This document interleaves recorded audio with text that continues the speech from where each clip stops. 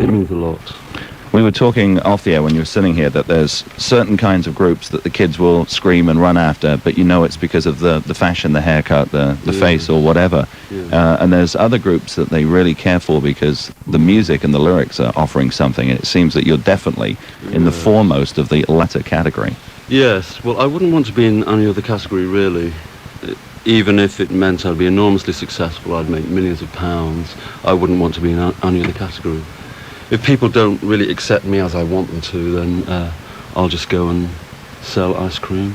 Was there a Morrissey for you growing up that you would have... No, not really. There were certain people who I got very excited about, but no, not really. I mean, if James Dean had been around, if he hadn't died in that Porsche, would you have chased after him, do you think? Well, I may have done, yes. I may have considered it, yes. That's all I can say.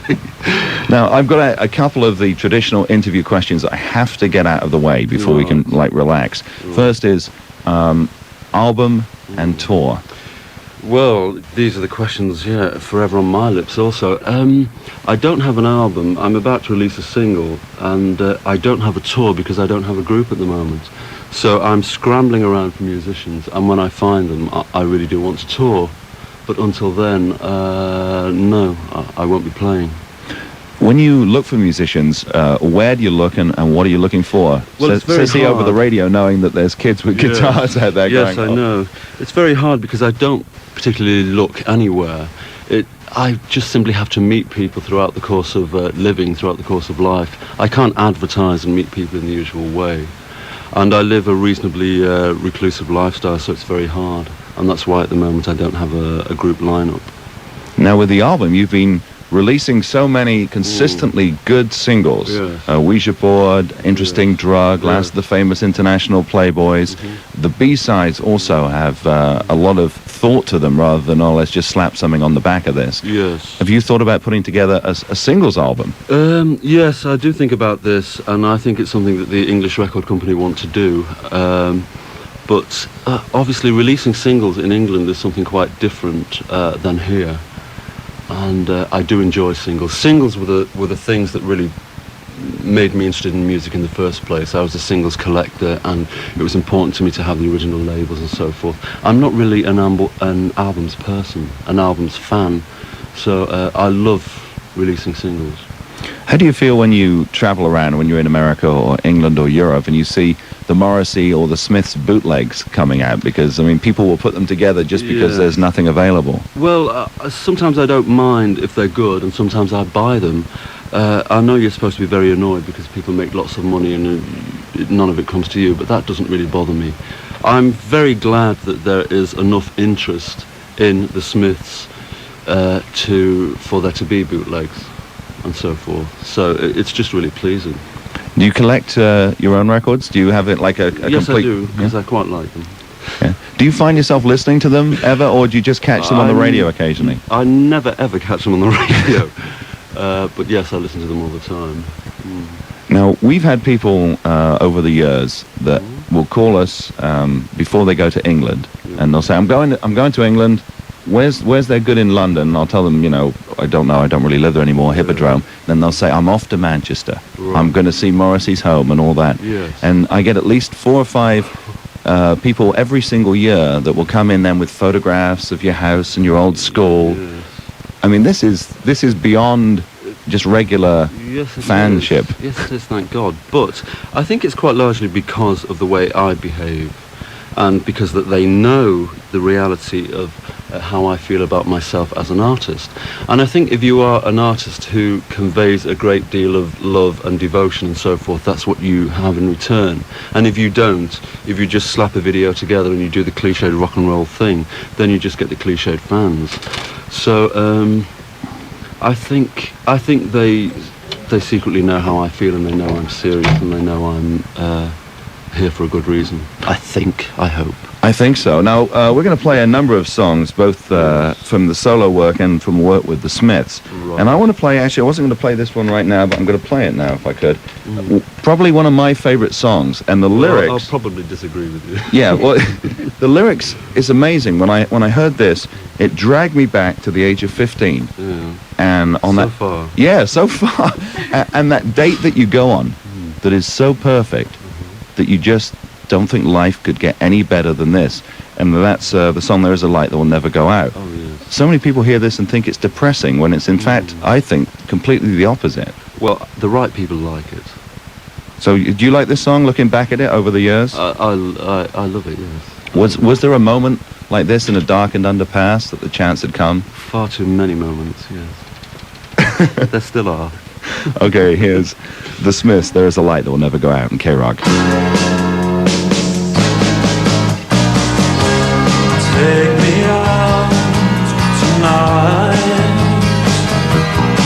where there's music and there's people and the young and the light. Driving in your car, I never want to go home, because I haven't got one anymore. Take me out tonight, because I want to see people and I want to see light. Driving in your car, oh please don't drop me home, because it's not my home, it's their home and I'm welcome no more.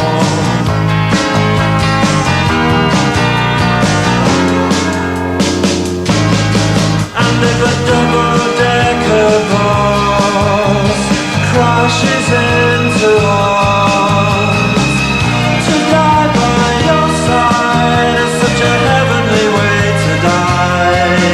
And if a 10-ton truck kills the both of us, to die by your side, well, the pleasure, the privilege is mine.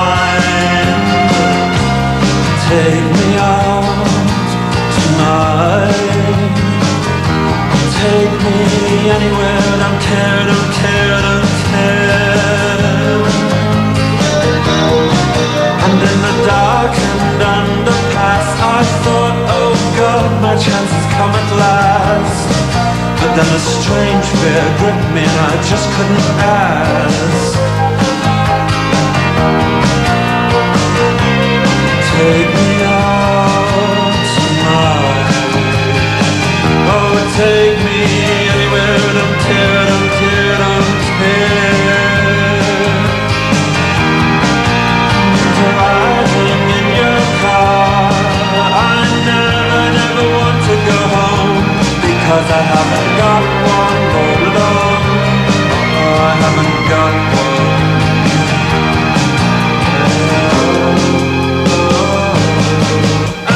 Double-decker bus crashes into us, to die by your side is such a heavenly way to die.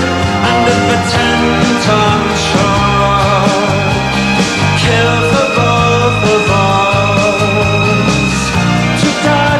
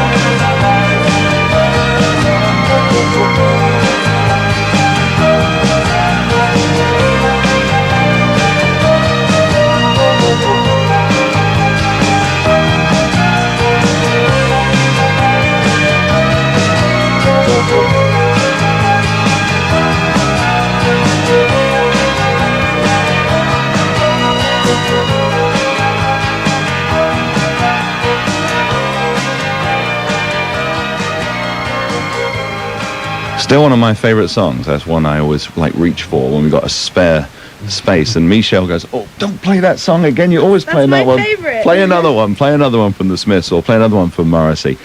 Now, in addition to songs about love, requited and otherwise, you're very well known. We just spoke off the air to a friend, Wendy, about meat and rather not eating meat. Meat is murder. Yes. How long have you been a vegetarian, and what point in your life did you suddenly say, "Oh my goodness, I shouldn't eat, my friends"? Oh, well, I've been a vegetarian for a very long time, since I was roughly 11 or 12.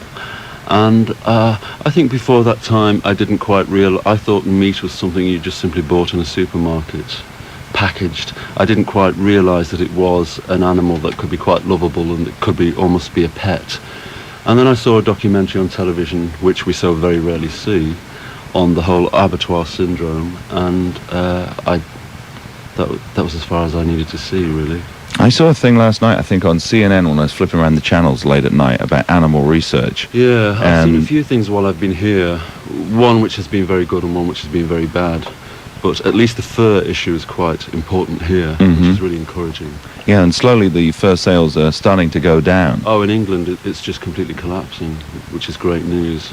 But obviously with the meat industry, there's so much, there's so many people, governmental people, stopping any kind of vegetarianism promotion that it's really very hard. So I think it's going to be really hard with the meat. Yeah, now this brings up a question which must be very complicated for you. I know in the past that you've been quite vocal against movements such as Band-Aid, the coming together of groups. Yeah. But if there was a legitimate coming together of someone trying to raise awareness about meat or animal abuse or something that you were very concerned about, would you contribute your time or not? I would, but I find it quite hard to believe that it would ever really happen. With other, shall we say, movements like Band-Aid and so forth, I find that the celebrity distracts from the core of the situation or the message, and I don't like that very much. And also, I feel that situations like Ethiopia, etc., could quite easily be solved, but they're not solved for specific reasons. And I find concerts and benefit records and so forth quite pointless. They're okay while they're in fashion, but when they go out of fashion, nothing really changes. Now, talking about the big concerts, you've done a few in the past, like I think Glastonbury, etc. How do you feel about doing that, where you're performing on a bill where there's maybe 15 different groups, and so the audience is fragmented rather than being an audience that you know would relate to? Well, it's quite dodgy, because conceivably some members of the audience don't really like you very much. And in those instances, they might throw things or let you know that they don't like you. So I much prefer just playing to an audience which I know has specifically came to see, hear the songs I'm singing. And so that makes it easier for you as the singer. You don't have that. Some of the people will say, "Well, I don't mind because I like to try and win over a hostile crowd." No, I wouldn't be interested in the hostile crowd, really. No, not really. Okay, we're going to pay a couple of bills here, and then we'll get back and chat with Morrissey and take your phone calls at KROQ. Stop and go, open, close, back and forth, rush, left, right, work, toss and turn, get up, go to sleep. Over again. Work out. We do the same old thing. Rush. But if you want, you can break away. Del Taco can change your day. And speaking of change, you're going to have a lot more of it, especially in your pockets, because Del Taco has new low prices. So ounce for ounce, you get more for your money on many of our best sellers. Tacos, burgers, nachos, even our deluxe Del Beef Burrito, packed with seasoned ground beef, jack and cheddar cheeses, and more. The deluxe Del Beef Burrito, now at a new low price, $1.99 at participating stores. Now life isn't boring like it used to be. Del Taco is the place for me. Del Taco, not the same place, not the same thing. Soon to be open 24 hours a day. Maybe you've done more than just think about a career in modeling, acting, or commercials. Listen to Michelle Mucciaroni, a working Faces International client. Why did you come to Faces International? When I finally decided that I wanted to get into acting and modeling, I was really busy with my job, And it was something that I couldn't just go around to different agencies, and I didn't really know where to get started. I've gone to different like schools and things like that, but nothing got me started. Tell me what you've done since you've appeared in Faces International. I've done 3 different commercials. I've worked on 2 different movies. I have done probably 25 different print ads. You know, my book has been out for 6-7 months now, and they're still calling me even now. Would you recommend Faces to friends and family who want to get into the business? I think they're wonderful. They're my family. I mean, I feel like a queen when I walk in the door, always. For your free evaluation, call 213-47-FACES. That's 213-47-FACES. Call now. Dude, you've ridden Colossus 98 times in a row. Just 8 more for the Magic Mountain Championship. I can't. Oh, come on, dude. You're not just doing this for personal glory. I'm not? No way. Whoa. Yeah, did you know roller coasters are being built all over the world? No way. Way. Really? Yeah, and soon French dudes, Chinese dudes, even Russian dudes will try to challenge us as the world's most fearless thrill riders. Whoa. So we need to train hard, and we need to train a lot. Way whoa. And our best chance to do as many excellent rides as possible is during Magic Mountain President's Day holiday. Why? They're open for the whole 3-day weekend, bud. No way. Yes way. So when you go on all the happening rides at Magic Mountain, remember, you're not just doing it for you and me, dude. You're doing it for America. Whoa. Plus, I got money on you, dude. No way. Way. Magic Mountain is open on Monday. Plus, you can save $5 on general admission with a coupon from participating Round Table Pizza restaurants. Hi folks, this is Richard Blade, and I am really excited because I get to go to this hot new club that Katie Manner's been telling me about. She's been there the last couple of weeks. I get to go there this Friday night. It's Club Cruising. So join me for the best in KROQ dance music this Friday, February the 9th at Club Cruising. We have lots of fun planned for you on Friday night. There'll be contests, there'll be giveaways, there'll be KROQ music, there'll be great people to meet at Club Cruising. It's 18 and over, so come on down and party all weekend long at Club Cruising. Club Cruising is located on the corner of State College and Lincoln in the Rolf's Kmart Shopping Center in Anaheim. If you need more Club Cruising info, call 714-991-6750. And remember, you can join me, Richard Blade from KROQ, at the all-new hot Club Cruising this Friday night. Really looking forward to seeing you there. So come on down to Club Cruising on Friday night, party with KROQ, meet some great people, and get your kicks at Club Cruising with me, Richard Blade, this Friday. I'll see you at Club Cruising tonight. It's going to be great. From the director of Top Gun, Kevin Costner. He always lived his life on the edge. That's where he found her. Do you feel the way I feel? I think I fell in love. But they never knew their love would lead Forget about right or wrong. to revenge. Worse!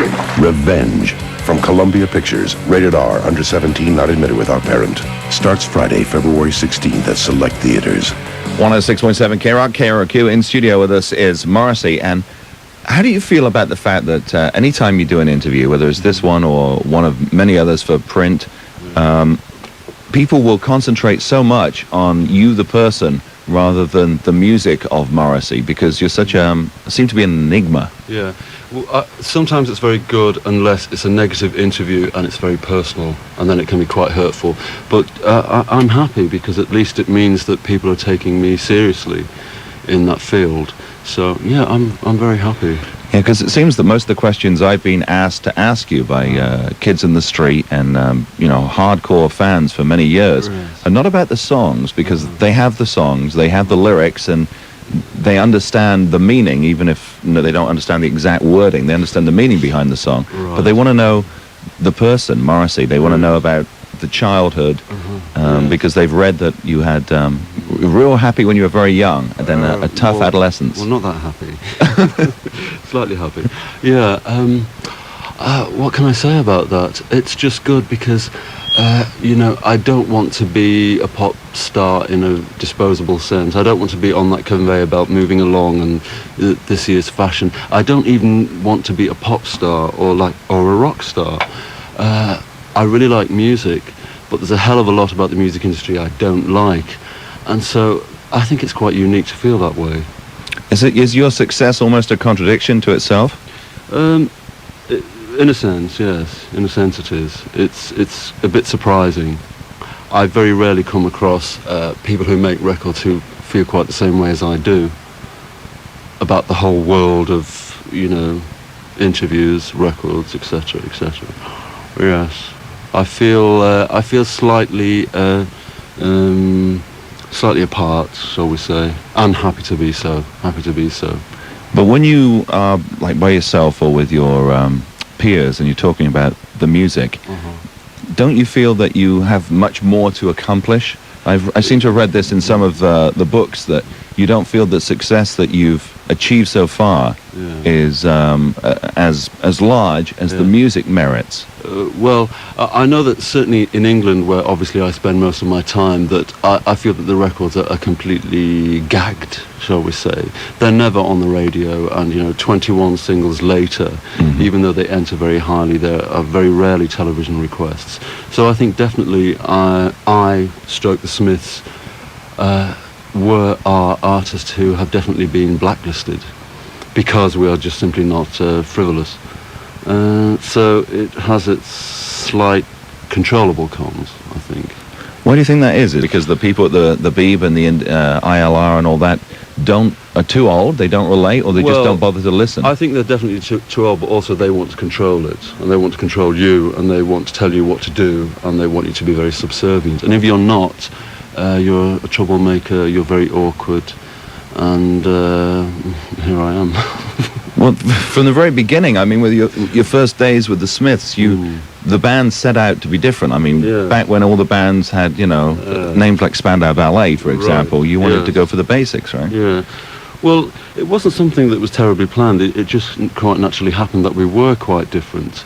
And I find that most people who make records, they really secretly are desperate to make the money.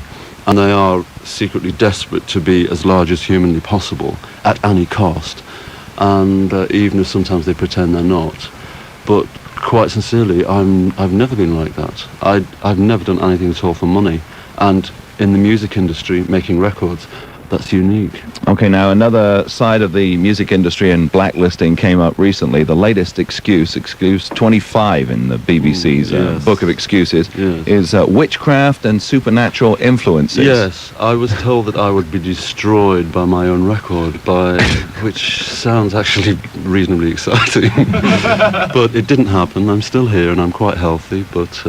And that was, of course, Ouija board. I mean, did you try and tell them that that was nonsense? Well, why bother? You know, they don't have ears, so no. I just stayed at home and mourned the passing of another record that was not played. Ouija boards, would you work for me? I have got to say hello to an old friend. Ouija board, Ouija board, Ouija board, would you work for me? I have got to get through to a good friend. Well, she has now gone from this unhappy planet with all the carnivores and the destructors on it. Ouija board, Ouija board, Ouija board, would you help me? Because I still do feel so horribly lonely. Would you Ouija board, would you Ouija board, would you help me?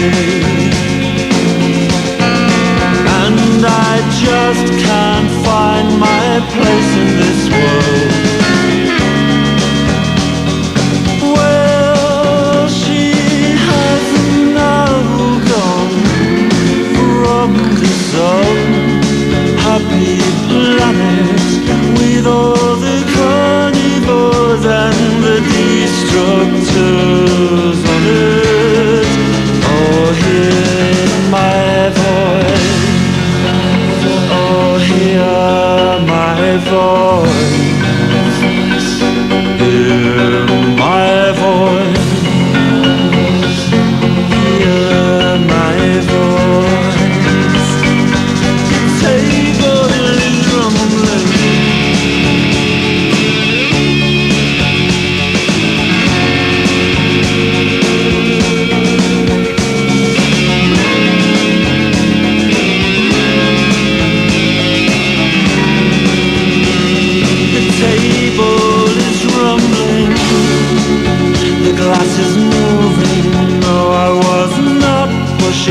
time. It spells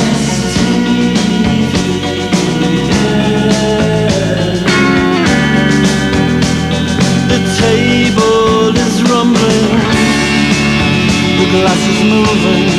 No, I was not pushing that time.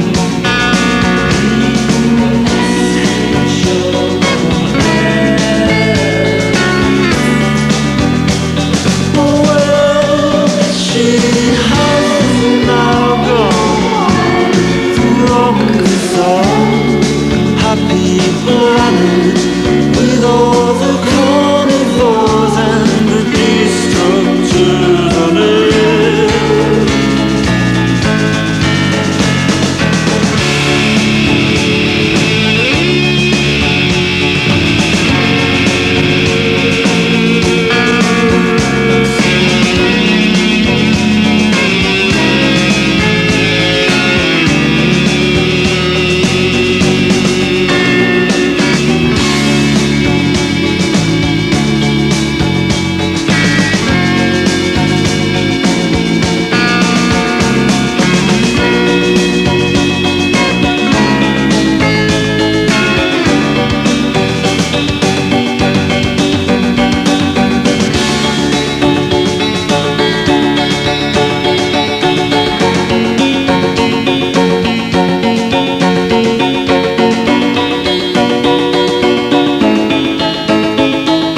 Building still standing.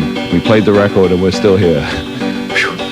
It's KROQ FM, Pasadena, Los Angeles, world famous KROQ. In studio we have the world famous Morrissey, and on the line we have a lady who is one of the fans, I said, who's made the trek to Manchester. And her name is Megan. She's also been responsible for the fact that we always get the record on the day it comes out in England. Somehow she has this like connection. I don't know how. She could smuggle almost anything, but she managed to get the CD singles through and to KROQ the same day. Megan, you're on KROQ with Morrissey. Hi, you sound great. It's really good to hear from you. I do have a question. Yeah. Several of your songs have lyrics that suggest a sort of conflict of hope and desperation. Is that more a thing of your youth, and are you leaning more towards the hope? No, not really. I don't want to sound flippant, but no, not really. And, you know, this is probably just a very loaded question. I can't really answer it in a swift, eloquent sentence. I do despair a great deal of time. That's all I can say, really. I feel disappointment a great deal of time in the human race generally. So if you really want the truth, I don't really have that much hope. And I'm sorry if that's not really what you want me to say, but I don't. No, that's all right. Well, just another thing, if you can say hi to Wayne. He's listening. He's my fellow Morrissey devotee. Oh, hello, Wayne.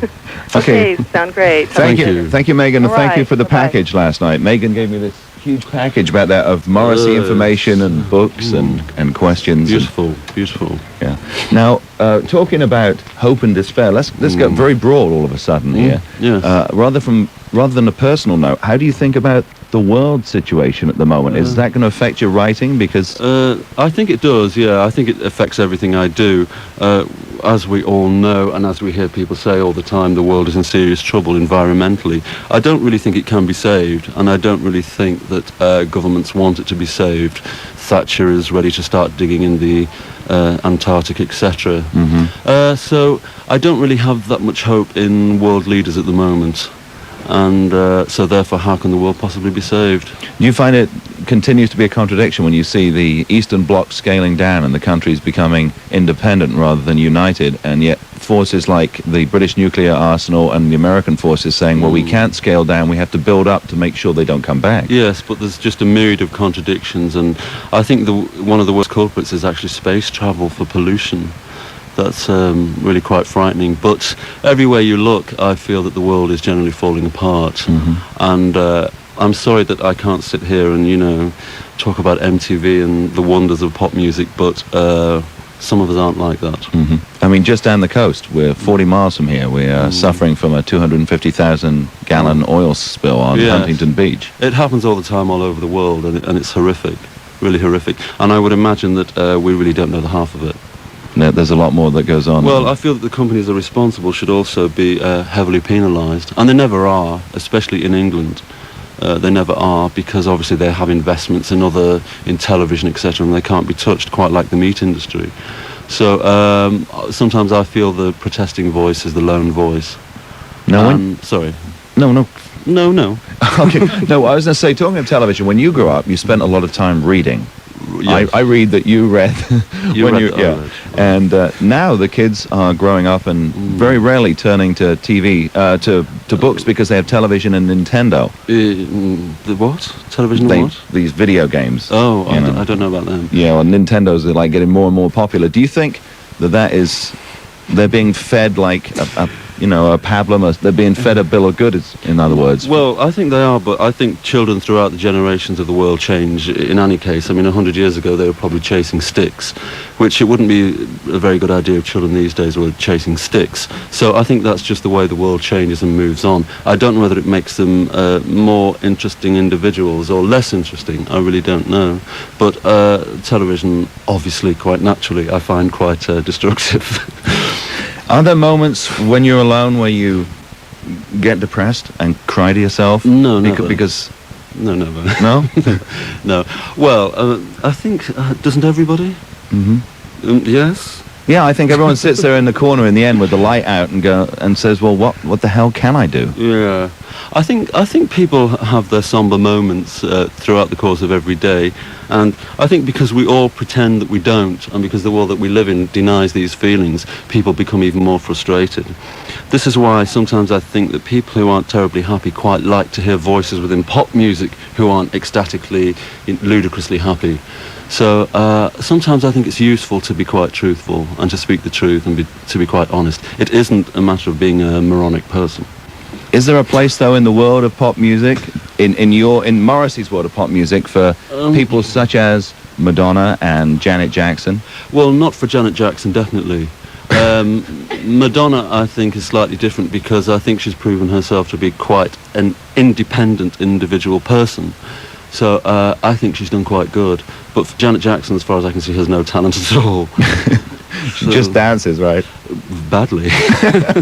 Okay, we're going to go and play another Smith song here. And this one is Ask. Oh. Do you want to set this one up? What is the story behind Ask to you when you wrote it? I think Ask, I think I was feeling I was saying really to people I knew, speak the truth, say whatever you want to me, don't pretend, just put it on the table, as it were, whatever it might be.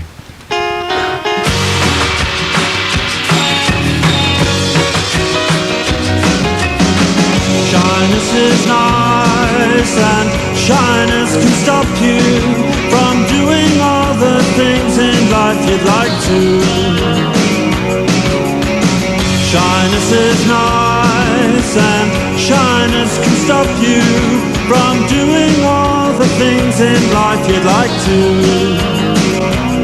So if there's something you'd like to try, if there's something you'd like to try, ask me, I won't say no, how could I? Coyness is nice, and coyness can stop you from saying all the things in life you'd like to.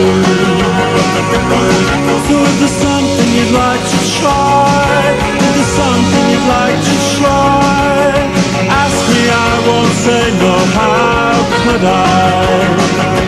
Spending warm summer days indoors, writing frightening verse to a buck-toothed girl in Luxembourg. Ask me, ask me, ask me, ask me, ask me, ask me, because if it's not love, then it's the bomb, the bomb, the bomb, the bomb, the bomb, the bomb, the bomb that will bring us together.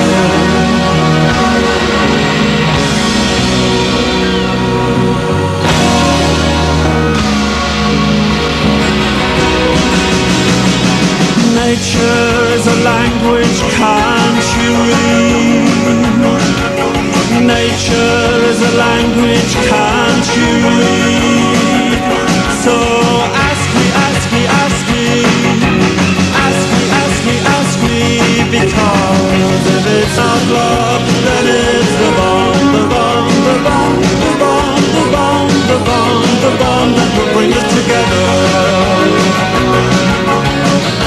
it's not love, then it's the bond.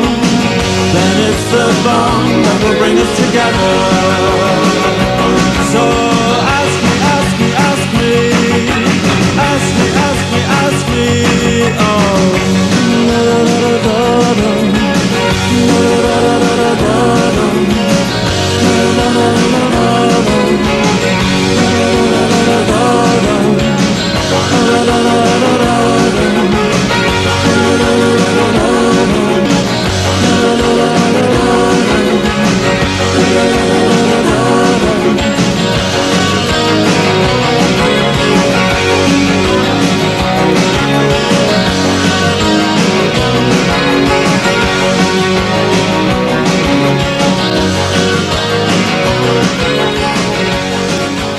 That's Ask from The World Won't Listen. Smith's right here, 106.7 KROQ, and everyone's asking Morrissey to sign autographs, and amazingly you are, because I say amazing because no one at the station had any physical experience of meeting, and we had no idea what you would be like in person if you'd be this, very, very dark person who wouldn't want to Which of course be outgoing. Which of course I am. I mean, actually, everyone knew you'd be intelligent. That's the one thing. So, well, I try not to hide it. Now, I got to go quickly to the hotline because my mum is calling. My mother, who's from Torquay, who's over visiting. She's a fan of yours, and she wants to ask a question. Mum, you're live on KROQ. Oh, hello. I didn't realise that. Yeah. So you're talking to Morrissey here. What part of England do you come from? I come from a place called Manchester in the north. From? Manchester? Oh, yes, yes. Oh, wet and windy Manchester? Well, not always. Sometimes it's just wet. I'm quite interested in your ethical views. Yes, why? Yes, the fact that you are a vegetarian, obviously. Yes, it's a great struggle. It's a great struggle. I also don't like eggs, which narrows it down very much. I live solely on bread and water, practically. But I'm very healthy, so... And a couple of other things you might be interested in. You've gone in the past on record as saying you don't drink and you don't do drugs. I do very little, actually, yes. I'm almost perfect. So he's a shining example. He's the son you should have had, Mum, instead of me. Oh, dear. Well... there must be a flaw in this wonderful person. I assure you there isn't. Okay, I'll see you this afternoon, Mum. I'm going to hang up on you now. Goodbye. Now, have you ever drunk? Yes, I do quite like beer and things like that. I quite like vodka. So I'm not totally teetotal. Okay, well, we have to bring that packet up from my car then. we hid it from you just in case we didn't want to upset you. This lovely lady who sent a card sent a big basket of Corona beer and some tequila over for you. That will keep you busy tonight. So you've got to get that out of the car before Morrissey leaves. All right, we will take some more calls from listeners coming up, but I've got a couple more questions. Who's your favourite contemporary actor? Because I know actors are quite important in your life. Yeah, they are. It's very hard. Contemporary. I'm not really a terribly modern person. I like lots of older people. I don't really know that much about 80s film or even 90s film, so I don't really have a contemporary favourite, to be honest. No? No, I can't really think of anybody.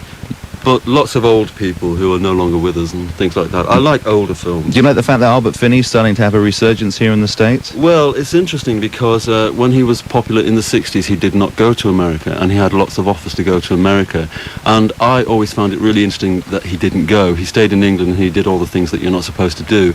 But I suspected that one day he would eventually go, and he did when he did Annie and things like that. Yeah, now he's just done 2 original movies for HBO, which you're currently playing. Really? Yeah, I don't know about that. But yes, Albert Finney, since you mention it. Yeah, but he is contemporary, and he's also, Yeah, my mum mentioned Manchester again, so let's go back to that. Has the north of England coloured your songwriting and your outlook on life? Because, they say that, the north has a very different outlook to the south of England because of the unemployment that hit there before it hit the south. Well, obviously, as you'll know, there's a very big difference in England between living in the north and living in the south. And especially under Conservative governments, the north is generally neglected. And so, yes, therefore, I think it does, it has coloured the way I feel. And I came, as a teenager, I came out of the late 70s on unemployment and all that kind of thing, which obviously cannot help to colour the way you feel about the world. So, yes. It's amazing sitting here and talking with you because I can feel your intelligence and your quickness. Because, I interview a lot of artists, and a lot of them, it's tough for them to put the 2 sentences together. And it makes me wonder what would have happened if you'd have, say, been born in London, if your parents had had money and you'd gone to university, I wonder what Morrissey would have been doing instead. It's a good question. I mean, I really don't know. I really don't know what would have happened if I'd taken any other course in life, even if I had not made records.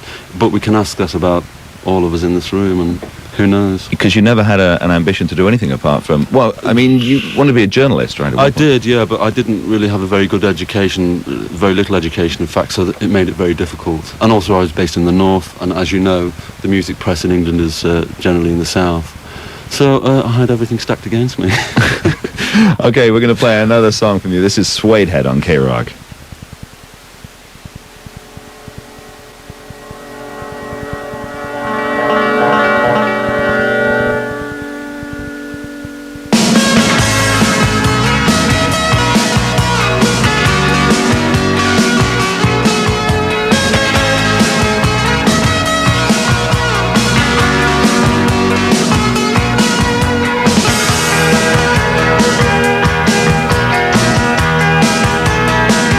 Why do you come here?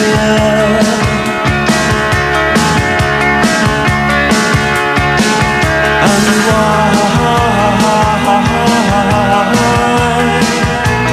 why do you hang around?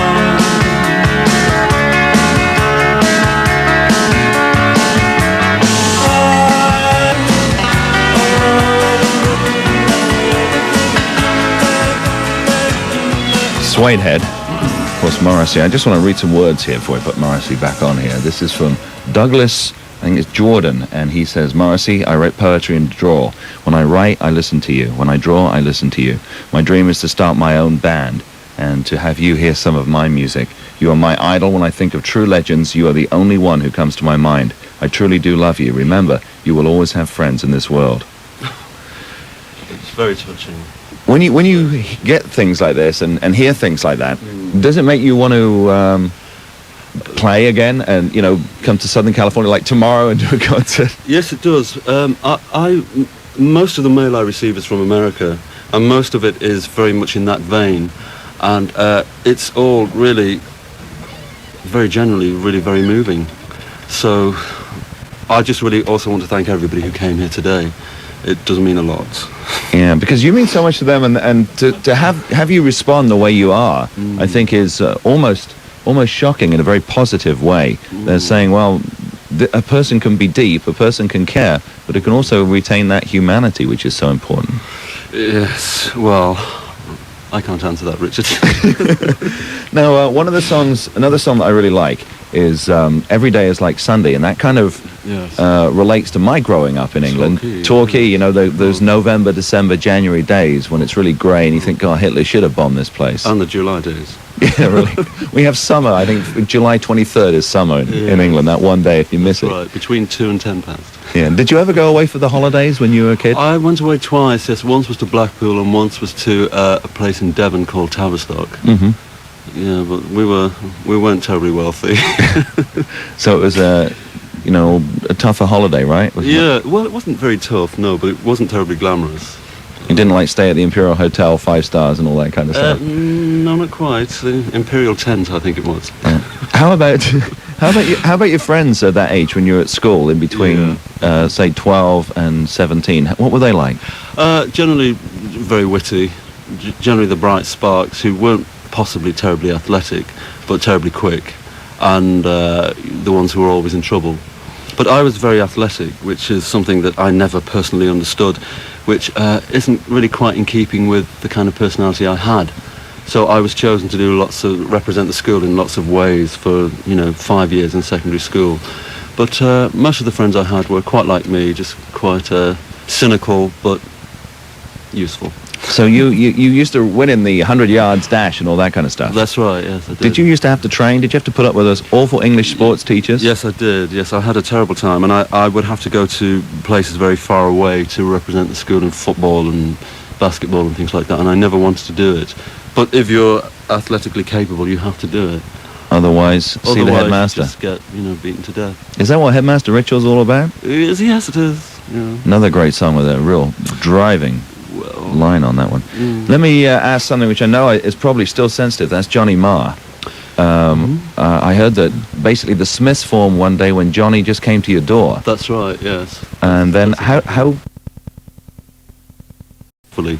And I think Johnny just simply had enough of the intensified pressure, and I think he just wanted to play music and not have that. Also, every move the Smiths make was intensely over-observed by people who loved the Smiths or by people who hated the Smiths.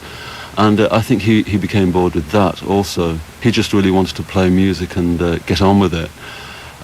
So I think that's why the Smiths ended. And was there any chance of you working with Johnny again in the future? I would instantly. I've never made a secret of the fact that I would tomorrow, but I don't think he needs to, I don't think he wants to.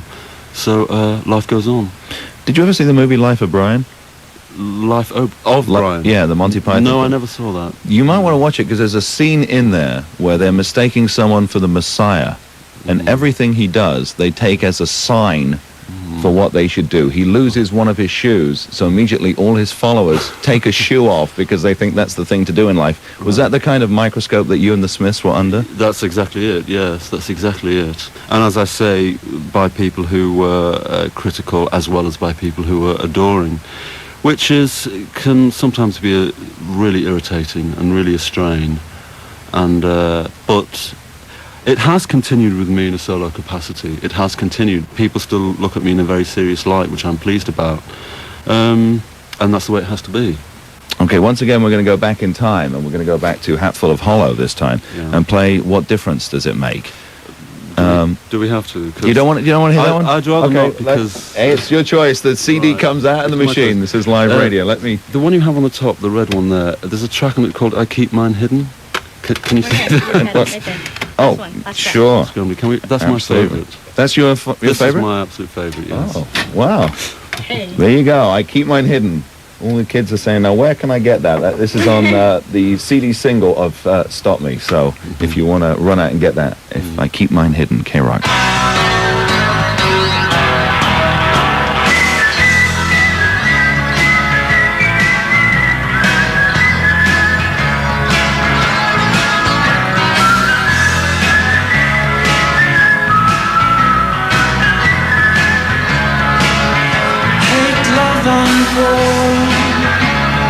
Force emotions to the fore,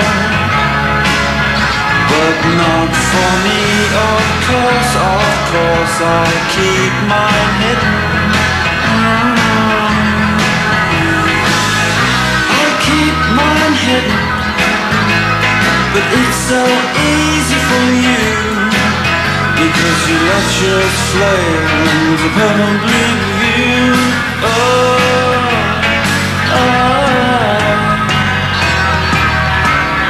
Yellow and green, a stumbling block. I'm a 20-digit combination to unlucky the past, where to be touched meant to be recalled.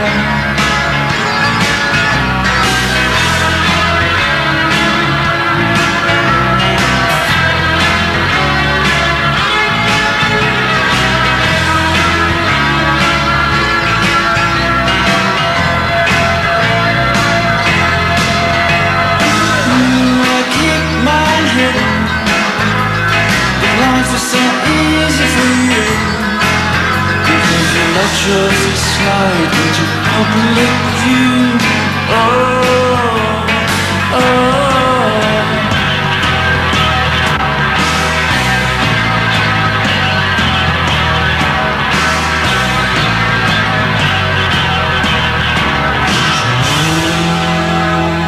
I Keep Mine Hidden. Mary Whitehouse will be writing to the BBC right now if they played that one, saying, we know what he keeps hidden. How does she know? Are there any books that you've loved so much that you wanted to tell some of your fans about that are listening right now? So many books. I read all the time. I buy books all the time. There's always at least 10 books which I have on the go. I think everybody probably knows that I really liked Oscar Wilde. He was the most important person. But there's so much which I consume every day. It's hard to think of anything at the moment which I'm insane about. Do you read contemporary writers like Stephen King or Tom Clancy or anything that light, or is it? Do you go more for No, in not depth? really. I don't read fiction. There's an American writer called Nancy Friday who I think is really important. I think she's really, really good. But yeah, there's a few people. Well, so if you had to go and buy one today, what's the next one you'd like to buy? The next book I'd like to buy, believe it or not, it would probably be something Bronte or of the classics. I love things like Wuthering Heights. George Eliot. Have you heard of him? Yeah. She's a woman. Yeah, people like that.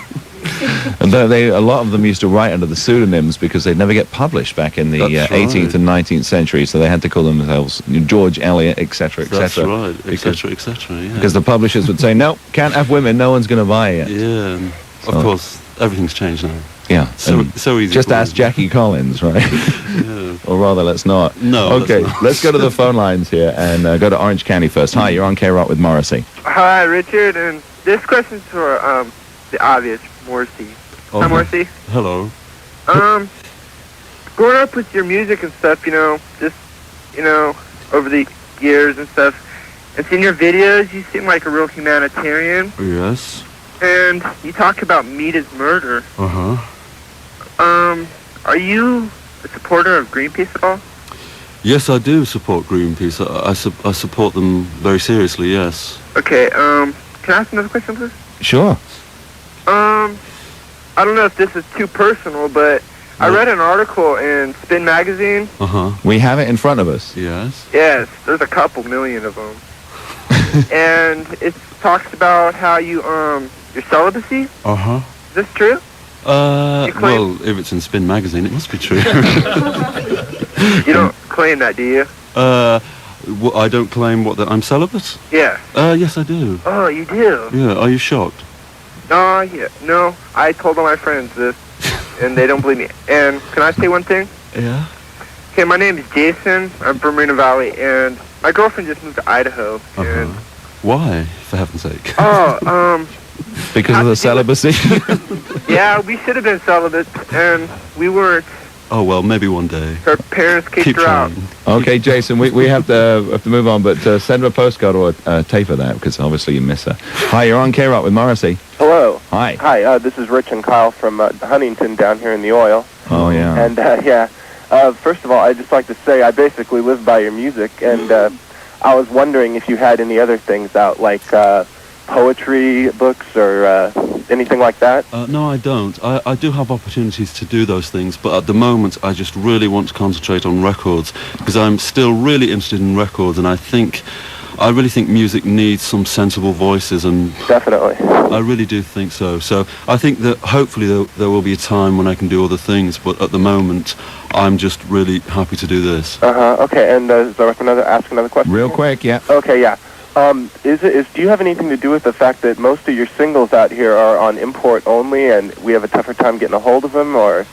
I've got no idea. I don't know about those things, to be honest. Well, let me pass that on to you, because Howie can't hear. He hasn't got headphones. A question for Morrissey was, most of the singles are on import only, and he has a tough time of getting them. Howie's here from the from Sire, and I'm looking right at him, and Howie's going to go, I'm going to kill you right now. We put them out here as quickly as we can and as often as we can. Okay, so you probably what's happening is you're not being patient enough to wait for the records. So because you want them as soon as you hear them on KROQ. Can't get it quick enough. Yeah. Okay, thanks for calling. But you can always buy them, and the American one is usually slightly different from the English one, right? Different sleeve or something. We can get away with it. If Morrissey doesn't find out. All right, let's go to the Valley. Who's this? Hello? Hello? You're on KROQ. Hello? Hello? This is Tony from Santa Barbara. Hello, Tony. Oh. Okay, me and my friend, we're down the valley the other day and we're listening to Morrissey. And we wondered, we got in a bit of an argument because you said that Oscar Wilde was like your greatest influence for your lyrics. Is it true, or is it not true? Or it's not specifically for lyrics, but for writing generally, for understanding the power of words. Yes, that's definitely true. Do you read Oscar Wilde? a little bit. My friend, he generally reads a lot of his works, a lot more. Is it easy to find Oscar Wilde books in America? What's that? Is it easy to find Oscar Wilde books in America? Somewhat. Yeah. It's okay. It's not that hard. Okay, well, thanks for driving on down and listening. We'll take another caller here in Los Angeles. Who's this? Hi, this is Nikki. Hi, Nikki. You're on KROQ with Hi, Morrissey. I went to see Oscar Wilde's grave in Paris, and people had written quotes from cemetery gates on it, and your postcards were around his grave. Yes. And I wanted to know what you thought about that, if you thought it was improper or flattering. I find it totally proper. I think it's really, really, really beautiful. I've never been to the grave. I don't think I could personally go. I'd find it too moving. But yeah, I've heard about it and I'm really happy. It's quite beautiful. You should go Yeah, see it. I imagine that if I saw it, I'd be swept away. All right. Is there some way I could get somewhere to write to you, maybe off the air? No, there isn't. There isn't? Okay. Okay. Thanks for calling. We've got to pay a couple of bills. We'll be back with Morrissey on KROQ. We're ready to work when you are. We're ready to work when you are. We're ready at Cheap Auto Parts. At Cheap Auto Parts, we've got thousands of parts for thousands of cars. So whether the car you drive is old or new, you'll find the part you need. And right now, during Cheap's President's Day sale, you'll also find extra savings, like Quaker State Motor Oil, 30 or 40 weight for just 79 cents a quart, limit 12. Premium 65-month batteries for only $39.99 each with trade-in, limit 2. Cheap oil filters for just $188 each, limit 4. Price is good through February 11th. We're ready to work when you are. We're ready to work when you are. We're ready at Cheap Auto Parts. Can you afford to lose your driver's license for up to 1 full year? At Mervet Insurance, you can get auto liability for $51.25 a month. That's right, only $51.25 per month, regardless of type of car. Are you sick of holding forever on the phone waiting for a quote? Call Mervet Insurance for an immediate quote at 1-800-388-6828. 1-800-388-6828. For your convenience, they can come to your home or office to give you immediate coverage. Call 1-800-388-6828. 1-800-388-6828. Mervat can get anyone's auto liability started for $51.25. Rates may vary depending on age, zip code, and driving record. Call now for the location nearest you. 1-800-388-6828. 1-800-388-6828. Visa and MasterCard accepted. 1-800-388-6828. 1-800-388-6828.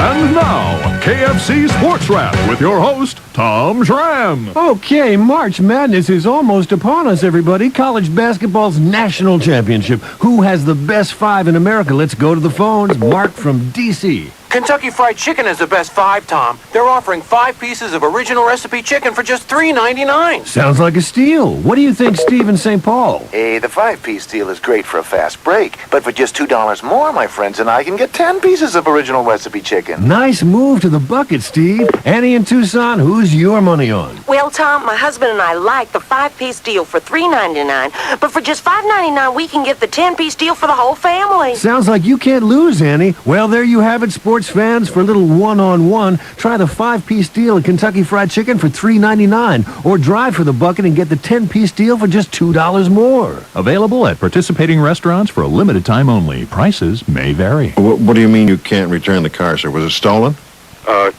No, sir. You had an accident, right? Well, I kinda. No, I did it on purpose. What did you do, sir? Well, you remember when I came in to rent the car and I Yeah. insisted? I made a fuss about it being a Camaro. Yes, I remember. Remember, it had to be a Camaro because I really wanted to impress a very special lady. We're going to drive through the Redwoods. Well, she was impressed. Right, okay. I picked her up, and the first thing she said was, "Wow, now that's a Chevy." So I said, "Camaro," and she said, "Yeah." And you know, the more we drove, the more impressed she got. She couldn't stop talking about the Camaro. Yeah, okay. She was really impressed by the car and me. She was talking about me and the car, me, the car. So I gave it to her. What would you give her? I gave her your Camaro. What do you intend to do about that? Well, I did have unlimited mileage, didn't I? Camaro. Wow. Now that's a Chevy. You want big savings with instant credit? Keep your cash, cause you can get it while having a sale. J. Burton Credit is instant credit. Make this Valentine's Day sparkle with up to 66% savings from J. Burton Jewelers. Save on all diamonds and 14-karat gold jewelry. Get that special someone a gift at J. Burton Jewelers and keep your cash. Just say charge it, and in minutes a J. Burton Jewelers account can buy you a 1/4 carat diamond solitaire pendant or earrings, or a heart-shaped genuine ruby ladies ring surrounded by 10 diamonds, your choice for only $198. Pay only $27 a month. Save up to 66% on Valentine's Day gifts at J. Burton Jewelers, where you can just say charge it for your gifts. At J. Burton Jewelers, you'll get credit for who you are. $5,000 instantly with no money down and 2 years to pay. You can give the gift you want to at J. Burton Jewelers. Visit J. Burton Jewelers at over 15 stores in these 4 counties: Los Angeles, Orange, Riverside, and San Bernardino counties. It's 106.7 KROQ, KROQ. In studio, we have Morrissey, and outside, we've just told there's more than 700 people, so you've just sold out 2 shows at the Roxy right there, or 1 night at the Palace. Oh. Just to come down and be close here. What can I say? What can I say? But how much time do you spend now in America? Because I know over the years, since the formation of the Smiths and since being a solo artist, you've been spending a lot of time in America. Well, that isn't true, actually, Richard. Well, I mean, well, let's say a lot of visits too. A lot of visits too. I've only been here twice, I think. I have a problem with flying. Yeah? So I have to kind of rationalise the number of trips I take. But I've only been here twice. What, to LA or to the States? To LA. Yeah. And how about New York? I never go to New York. No? Because you had a bad experience right back in like 84, 85 with some sickness in New York, the flu or something. Oh yeah, that's also right. But yes, I thought you meant a bad flight I had in 1984, which I've never forgotten, which was pretty scary. So I don't really trust flying. I don't know how you feel. How do you feel? I always hope that the pilot up front is in his late 40s. He's got a wife and 3 kids, so he's got more to lose than I have. Right. And you know, I know nothing about planes, so I just kind of. Right. I'll try and think that way. I just put Viva Hate in the little Walkman and put the things on and just hope it goes. I don't believe you. Let me ask you real quick about the royal family and Margaret Thatcher. You've been very outspoken about this, and I know them very well. Yeah. Very close personal friends. As a pacifist, you kind of advocated the death of Margaret Thatcher. As most pacifists do. Yes. Well, I think if you're a pacifist, you have to object to Margaret Thatcher because she is not a pacifist. So it's hard to explain these things because I just think it's like, you know, not common knowledge, but it naturally follows. She's not popular in England. She is here. Yeah, and then, yet she keeps winning the elections over and over again. Is it because there's nobody else there? But significantly more people do not vote for her and vote for a string of other parties. If there were only 2 parties in England, she wouldn't even be, you know, in the kitchen making the tea. But I think she's been very lucky, very, very lucky, but she's astonishingly unpopular.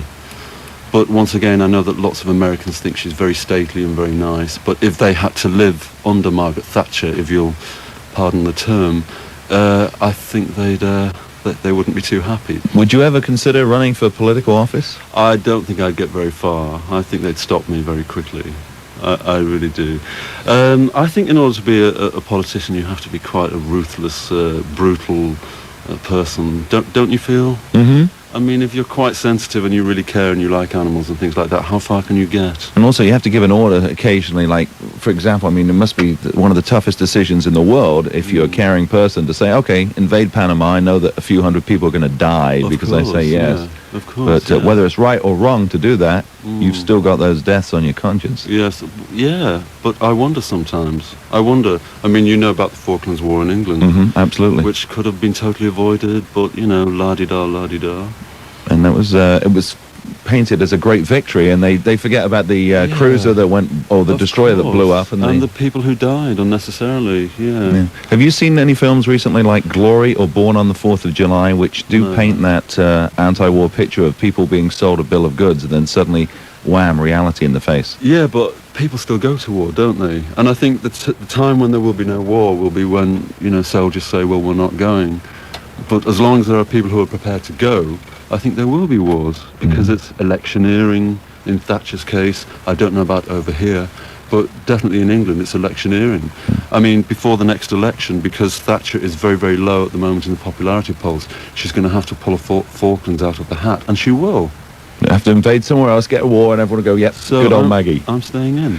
Okay, now, talking of brutality, etc., your school was known as one of the most vicious schools, not by the students, but by the teachers and the headmaster. Is that correct? Yes, it was quite rough. It was quite. It was. I think this is probably a common experience, really, that unless you go to a very privileged school, you've not really got much chance.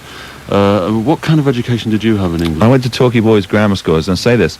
When I was 18, I stayed in during first period, the first break, sorry, which was like about from 10:30 till 10:50. You were allowed to go out into the playground, and you came back for 2 more classes, then you had lunch. Yes. I stayed in to do some work on a technical drawing I was doing. I was studying art at the time. I was doing a line drawing of St. Paul's Cathedral, and I stayed in to do some extra work on it.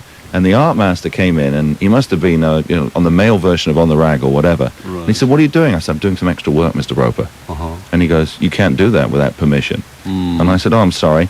And he made me stand in front of the class in that art period, that afternoon, not right away. He made me wait the whole day, knowing what was coming. And he made me bend over, took a barber strap, and strapped me 6 times across my ass and the back of my legs. Age 18. 18? 18. Yeah, well, yeah, many familiar stories, or similar stories rather I have, but I won't relate them now, but not a very pleasant time. People say that school days are the happiest time of your life. I never believed it. I always thought school was absolutely crap. Did that spawn headmaster ritual? Oh yes, completely.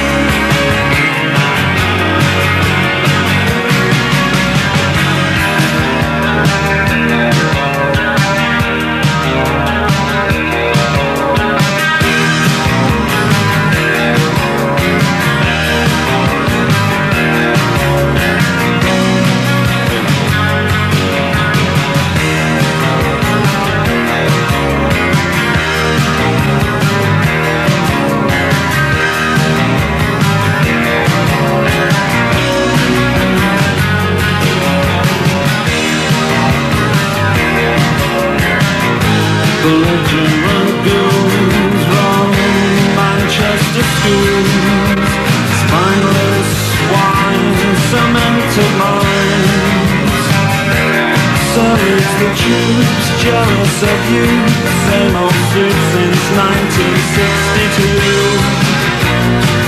Does the military two-step down the nape of my neck? I wanna go home, I don't want to stay. Give up education is a bad mistake. Midweek on the playing fields, surf watch you on knees you in the groin, elbow in the face. Bruises bigger than dinner plates. I wanna go home, I don't wanna stay.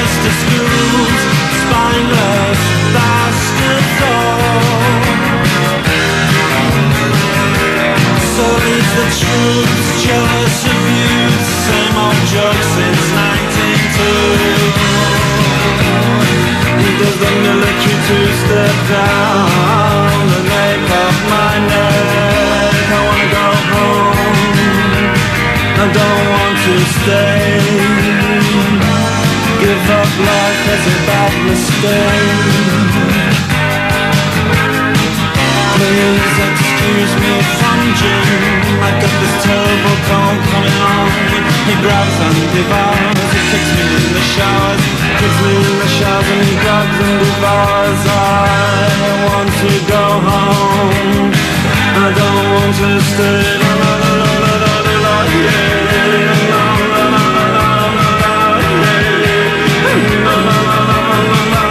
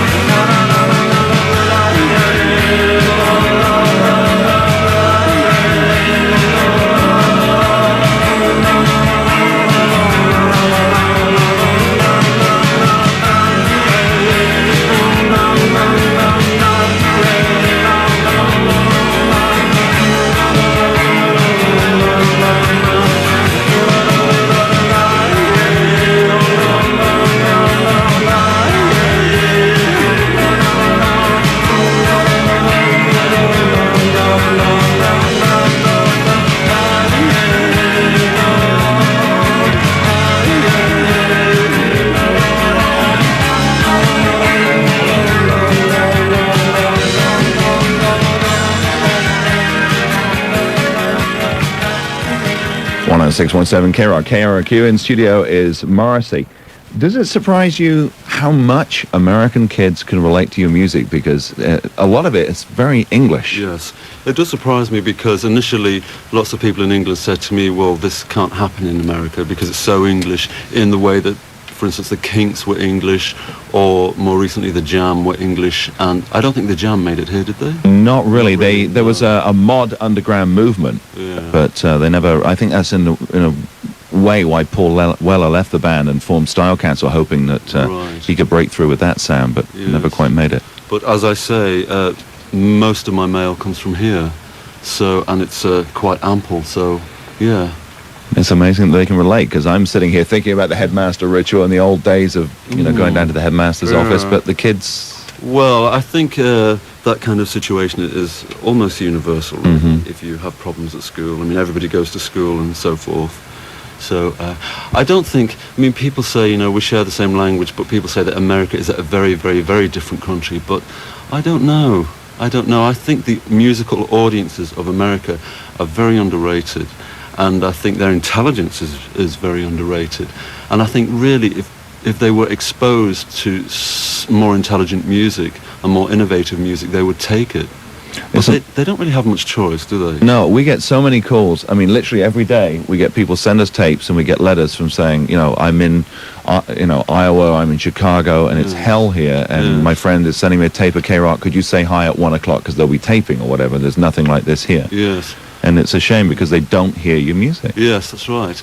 I get so many letters complaining about music in America and how people are fed a constant barrage of White Snake followed by Janet Jackson, followed by White Snake, followed by Janet Jackson.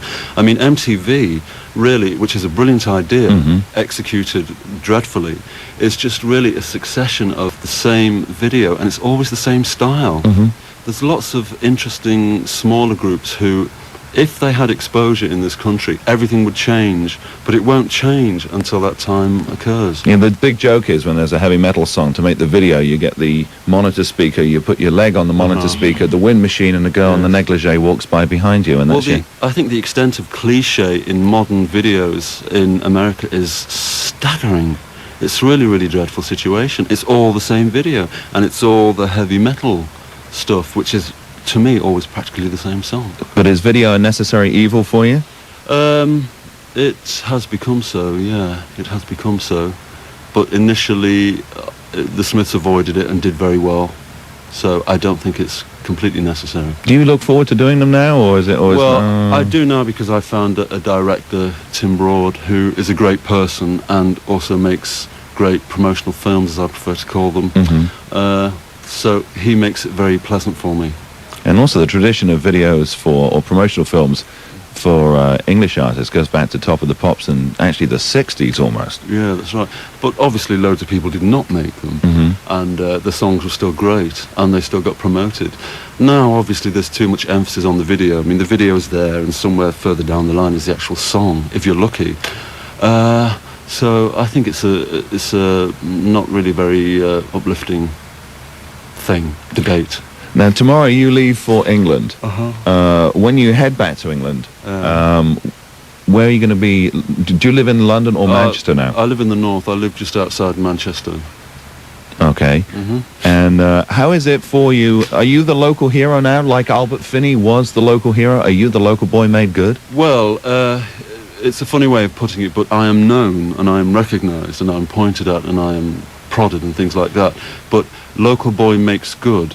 I don't know about that, but perhaps, to some people. I was told by Megan that 1 out of every 4 songs in the hip clubs in Manchester is a Morrissey or a Smiths tune. Yeah, I believe that's true, yes. Do you go to the clubs? I couldn't really. I couldn't really, because people, not really so much that people come up to me and talk to me, but they stare at me. And, well, that does become a little bit uncomfortable, eventually. Okay, just got a little note handed to me from Howie. Whoever out there is bootlegging the interview, please send a copy of it to Sire, because they might have use for it to put it out. So there you go. If anyone's got a DAT running or something, there you go. They might be able to license it from you. You never know. Okay, last question for now, then we're going to play another couple of songs here. I read that you placed an ad in Lonely Hearts column once. Do you know, that was absolutely never true. No? And I have repeatedly read this. I have read this in so many places, and the ad is even dreadful English. It never happened. It never occurred. It was a completely fabrication of some journalist somewhere along the line, probably in Chicago. Oh yeah, well they don't listen to your music. That was the problem. You've never considered it? I mean, are you ever lonely? Yes, I am. Yeah, always. I'm thinking of buying a puppy. A little friend, right? Well, yeah. Okay. Yeah. All right, so hopefully we will see you, though, in concert. That is in the forefront of your mind, even though there's no dates picked out, right? That's right, which doesn't actually necessarily mean anything. Yes, I'm thinking about it a lot. I'm thinking about it a hell of a lot. Because we would love to see you back in Southern California. I can't tell you I'd love to, because, you know, I'm 30 now, and sometimes I wonder whether audiences deserve to have a 30-year-old walloping across the stage. But if Mick Jagger, who is in his late 70s, can still do it, then so can I. All right, well, we'll look forward to seeing you back. Once again, I can't thank you enough on behalf of the radio station and also the listeners for coming in, because you mean so much to so many people here. Not only just the listeners, but also the people that work here, because at this station, it's very strange. At this station, it's one of the few radio stations I've worked for where you get off the air and you still listen to the same music. And when you get new records, you tend to listen to them rather than go home and, you know, put on Cosby Show and veg out. Well, what can I say but thank you, and thank you to everybody who's out there listening. All right. Well, thank you, Morrissey. We're going to play some more music from Morrissey right now, and you picked this particular song. What was the reason for the choice? I thought it was a great pop single. Need I say more? Okay.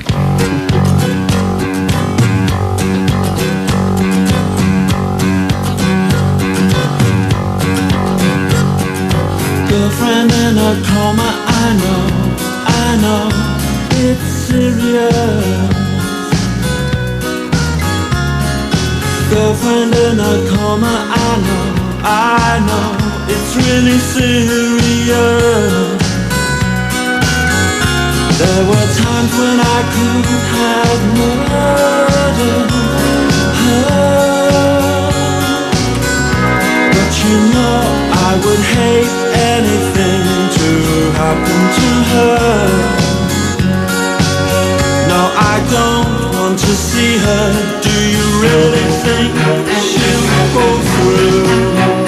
Do you really think she'll pull through?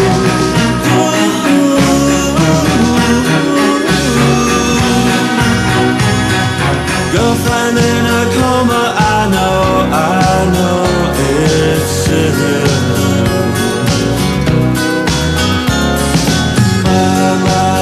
My baby, my.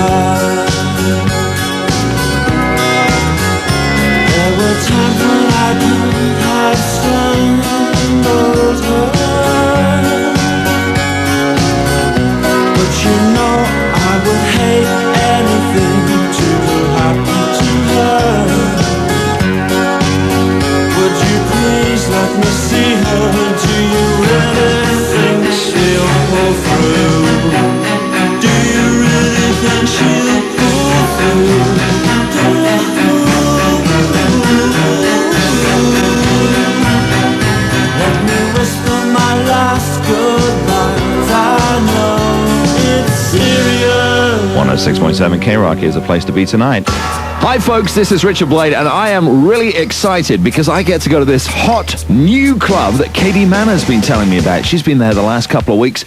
I get to go there this Friday night. It's Club Cruising. So join me for the best in KROQ dance music this Friday, February the 9th at Club Cruising. We have lots of fun planned for you on Friday night. There'll be contests, there'll be giveaways, there'll be KROQ music, there'll be great people to meet at Club Cruising. It's 18 and over, so come on down and party all weekend long at Club Cruising. Club Cruising is located on the corner of State College and Lincoln in the Rolf's Kmart Shopping Center in Anaheim. If you need more Club Cruising info, call 714-991-6750. And remember, you can join me, Richard Blade from KROQ, at the all-new hot Club Cruising this Friday night. Really looking forward to seeing you there. So come on down to Club Cruising on Friday night, party with KROQ, meet some great people, and get your kicks at Club Cruising with me, Richard Blade, this Friday. There's a new menu at Wendy's, and it's going to save you a lot of money on a lot of your favorite food. It's our new Super Value menu, and everything on it is just 99 cents each. 7 delicious choices like Biggie Fries, Biggie Drinks, our rich and meaty chili, Frosties, garden salad, baked potato with sour cream, and featuring our new Junior Bacon Cheeseburger, just 99 cents. You're gonna find what you're looking for. Real old-fashioned taste and a whole lot more. The new Super Value menu at Wendy's. It's going to save you a lot of change on a delicious meal when you need it most, right now. You'll find the best choices in the business at Wendy's. Universal Studios Hollywood celebrates Woody Woodpecker's 50th birthday. Purchase a kid's meal at Wendy's and you could win your own birthday party with Woody Woodpecker. Buying tires doesn't have to be difficult. Just remember 2 things. Buy tires that perform and buy them from a performance dealer. Performance, yeah, you're talking the Super Shops, Automotive Performance Centers, with locations throughout Southern California, including Long Beach, Garden Grove, Covina, Costa Mesa, and Oxnard. The Super Shops Performance Experts will sell you a BF Goodrich Radial TA tire for as little as $39.95. You got it, the famous TA radio at the Super Shop stores for as little as $39.95. In Van Nuys, San Gabriel, La Mirada, Thousand Oaks, and Torrance. And Variety Super Shops offers the complete TA line. TA radios, Euro radios, comms and comp HRs, all-terrain, radio mud, and trail TAs. Remember, it's performance. BF Goodrich Radial TA low is $39.95. At the Super Shops Automotive Performance Centers in Riverside, Fontana, San Bernardino, Bakersfield, and Ontario. Super Shops, because everyone deserves performance. Super Shops offers the greatest in-stock selection of custom wheels you'll find anywhere. Krager, Enkey, Keystone, TrueSpoke, American Eagle, and more at your Super Shop store. Tonight at 8 on Channel 13, Clint Eastwood is Dirty Harry in The Enforcer. He took out 2 front doors, 12 feet a counter, not to mention 3 hostages in the hospital, all of whom will probably sue the city. For what? Excessive use of force. Dirty Harry has a new partner in The Enforcer. It's Tyne Daly. Harry doesn't like her much, but then Harry doesn't like anybody much. When you said high priority was run these hoods out of San Francisco. I never said they use violence. If the crooks don't get to Clint, you can bet Tyne Daly will.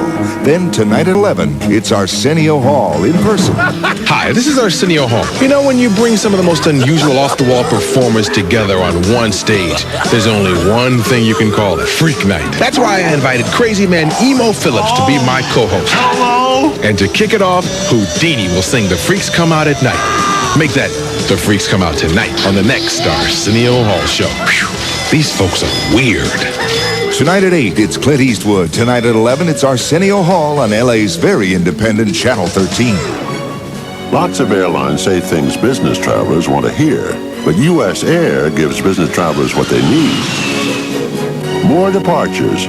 U.S. Air offers over 70 daily jet departures between the Los Angeles and San Francisco Bay Area airports, more than any other airline. So when U.S. Air calls itself California's most frequent flyer, that tagline isn't just a line.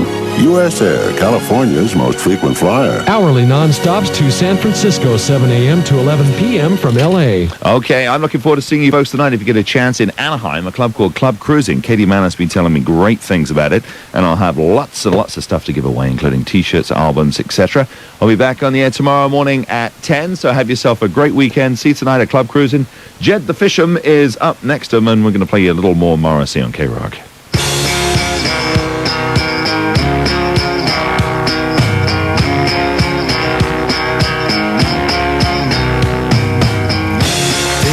Hero imprisoned with all the new crimes that you are perfecting. Oh, I can't help quoting you, 'cause everything that you said rings true.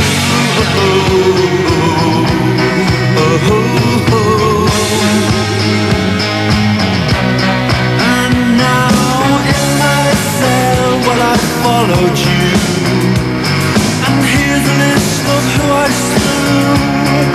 Reggie Craig, do you know my name? Oh, don't say that, please say that. Oh, I am the last of the famous international playboys, the last of the famous international playboys. And in my cell, well, I loved you, and every man with a job to do. Running crazy, you know my face. Oh, don't say that, please say that. Oh, I am the last of the famous international playboys, the last of the famous international playboys. In our lifetime, those who kill, the news world hands them stardom, and these are the ways on which I was raised. These are the ways on which I was raised. I never wanted to kill. I am not naturally evil. Such things I do just to make myself more attractive to you. Have I failed?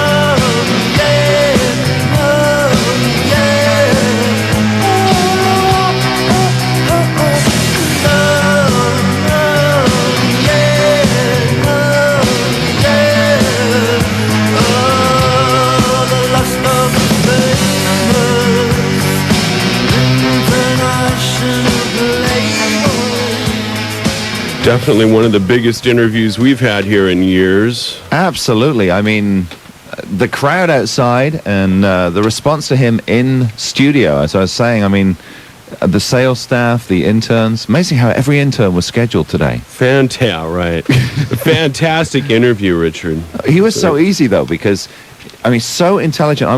We were kind of a bit nervous, I must admit, everyone here at the station before when Morrissey he asked came in. you to play that song, you were kind of fumbling for a CD that was right in your hand, and Michelle's going, right here. Right.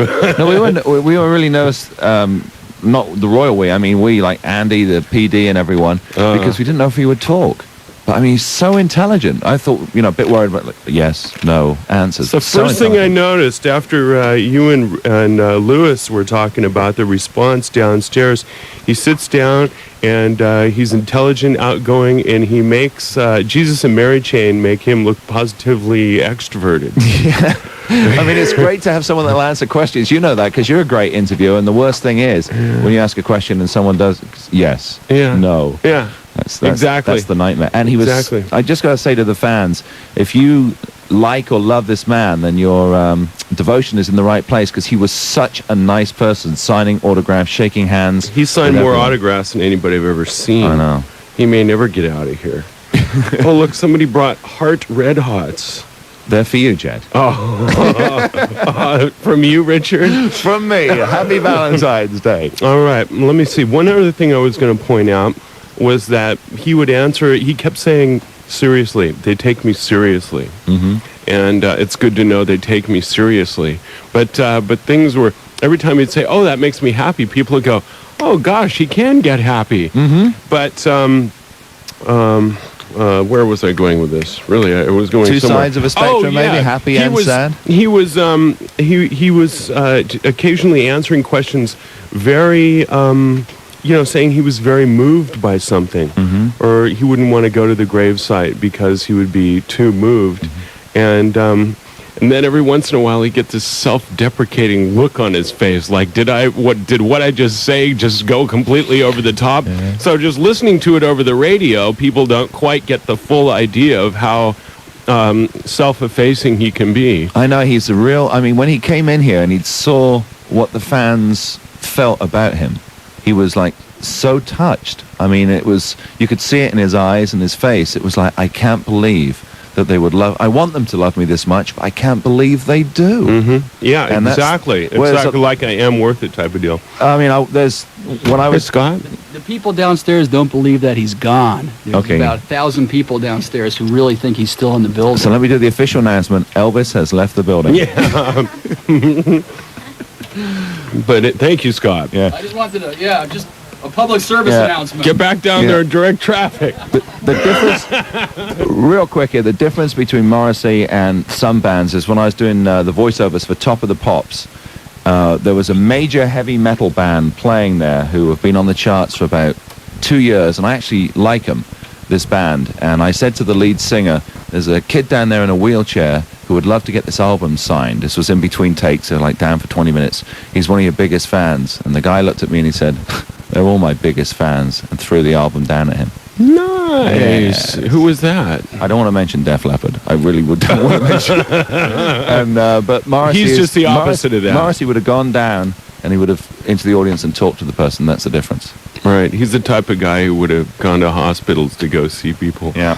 And just a lot friendlier guy than you would think. So we're glad to have him in his very first radio interview. You know what? This sounds like in America. Super Bowl wrap-up or It's something. exactly what it is. It's a post-game wrap-up. Exactly what it is. It feels like. I know, it's weird. Is it like wow, it just happened and it was like a show or something? Well, come on, Richard needs to wind down from this. Paul you know? Gonna kill